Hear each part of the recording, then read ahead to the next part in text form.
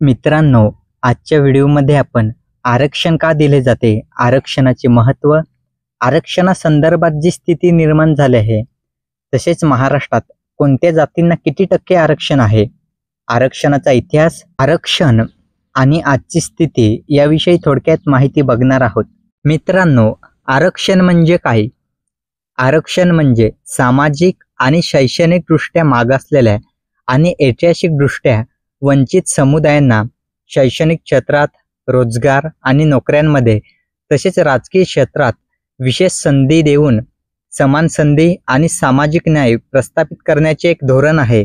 वर्षानुवर्ष ज्या समाजावर अन्याय झाला आहे तो अन्याय दूर करून भेदभाव दुरुस्त करणे, ज्यामुळे सर्वसमावेशक विकासाला चालना मिळते.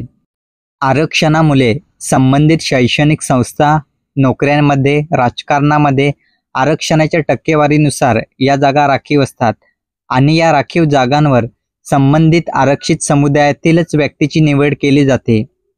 त्या जागा आरक्षणानुसार त्या समाजासाठी राखून ठेवल्या जातात. आरक्षणाचा उद्देश तसेच महत्त्व.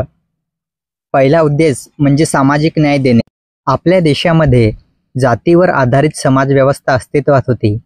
त्यामुळे वरच्या जातीतील समाजाची स्थिती ही आर्थिक आणि सामाजिकदृष्ट्या खालच्या जातीतील लोकांच्या तुलनेत खूप चांगली होती, तर खालच्या जातीतील लोकांची स्थिती ही खूप दयनीय होती. खालच्या जातीतील लोकांना वरच्या जातीतील लोकांची सेवा करून आपला उदरनिर्वाह करावा लागत असे. त्यामुळे या खालच्या जातीतील लोकांचा सुद्धा विकास व्हावा, सामाजिक प्रगती व्हावी, सामाजिक आर्थिकदृष्ट्या भेदभाव संपुष्टात यावा, म्हणून अशा समाजाला आरक्षण देण्यात आले. आरक्षणाचा दुसरा उद्देश सर्वांना समान संधी देणे. सुशिक्षित वरच्या वर्गातील किंवा जातीतील लोकांमध्ये शिक्षणाचे प्रमाण हे जास्त होते. त्यांना शिक्षणाचे महत्त्व माहीत होते. त्यामुळे सरकारी नोकऱ्यांमध्ये व राजकारणामध्ये या वर्गातील लोकांचे प्रमाण जास्त होते. मात्र आर्थिक आणि सामाजिकदृष्ट्या गरीब असलेल्या समाजातील लोकांची संख्या ही मोठ्या प्रमाणात होती. मात्र नोकऱ्यांमध्ये त्यांचे प्रमाण हे खूप कमी होते. त्यामुळे आरक्षणाच्या माध्यमातून त्यांना समान संधी देण्यासाठी सवलती व आरक्षण देण्यात आले.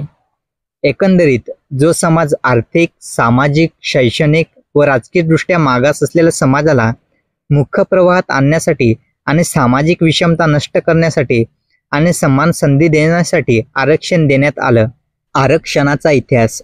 भारतातील आरक्षण व्यवस्था निर्माण का करावी लागली, तर याचं उत्तर प्राचीन कालापासून चालत आलेल्या जाती व्यवस्थेत मिळतं. ज्या जाती व्यवस्थेनं खालच्या जातीतील लोकांवर मोठ्या प्रमाणात अन्याय केला होता. मित्रांनो, भारतातील आरक्षणाचा इतिहास बघायचा झाला तर 1882 मध्ये विल्यम हंटर आणि महात्मा ज्योतिराव फुले यांनी मूलतः जातीवर आधारित आरक्षण व्यवस्थेची कल्पना मांडली होती. आरक्षणाचे जनक म्हणून राजश्री छत्रपती शाहू महाराज यांना ओळखले जाते. त्यांनी कोल्हापूर संस्थानात 1902 मध्ये नोकऱ्यांमध्ये आरक्षणाची सुरुवात केली.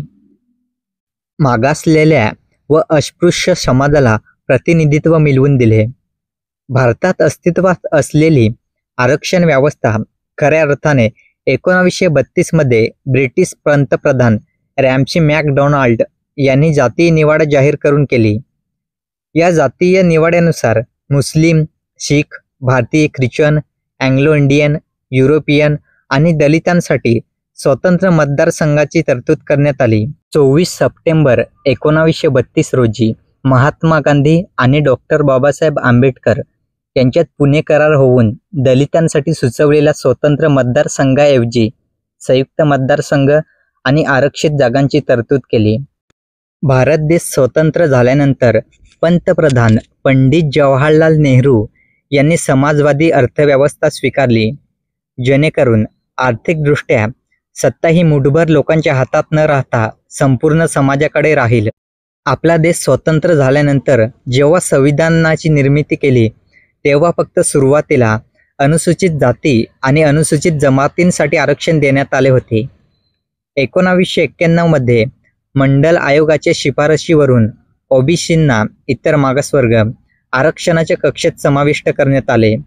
मंडल आयोगाने असा निष्कर्ष काढला की भारताची लोकसंख्या अंदाजे 52% ही ओबीसी आहे.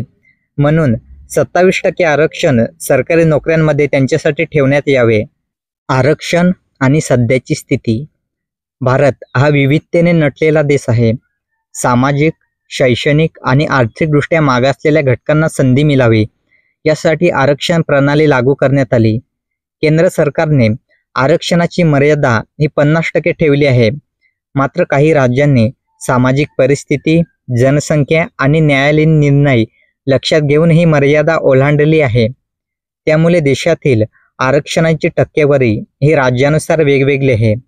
तमिळनाडू राज्यामध्ये सर्वात जास्त आरक्षण देण्यात आले आहे, तर महाराष्ट्रात अनुसूचित जाती SC साठी 13%, अनुसूचित जमाती ST 60%, इतर मागासवर्गीय OBC 19%, विशेष मागासवर्गीय SBC 2%, भटक्या जमाती विमुक्त 3%, भटक्या जमाती जमाती वंजारे 2%, आर्थिक दुर्बल घटक EWS साठी 10% आरक्षण देण्यात आलेलं आहे. महाराष्ट्रात आरक्षणासाठी केलेल्या आंदोलनातून आरक्षण हा मुद्दा पेटला आहे. विविध समाज घटकांकडून आरक्षणाची मागणी होत आहे. तसेच आरक्षणासाठी निघालेल्या आंदोलनाला मोठ्या प्रमाणात प्रतिसाद मिळत असल्यामुळे आरक्षण हा एक महत्त्वाचा आणि विवादित प्रश्न बनला आहे. काही तज्ज्ञ व्यक्तींच्या मते आरक्षण जातीवर आधारित न ठेवता ते आर्थिक निकषांवर ठेवावे. कारण प्रत्येक समाजात आर्थिकदृष्ट्या दुर्बल लोक असतात. गरिबी ही कोणत्या माणसाची जात व धर्म बघत नाही. आजच्या काळात बरेच राजकीय पक्ष, राजकीय नेते, संघटना आपली सत्ता टिकवण्यासाठी, आपल्या राजकीय फायद्यासाठी जातीचे, धर्माचे राजकारण करतात. तसेच आरक्षणाच्या माध्यमातून लोकांचे लक्ष वेधून घेतात. लोकांनी आपल्याला मतदान करावे जेणेकरून समाजाला आरक्षण देऊ अशी आश्वासने दिली जातात. मित्रांनो, आरक्षणाबद्दल तुम्हाला कशी माहिती वाटली ते नक्कीच कमेंट करून सांगा. तसेच आरक्षण कोणाला मिळावे याबद्दल तुमच्या काय प्रतिक्रिया आहेत ते आम्हाला नक्कीच कळवा.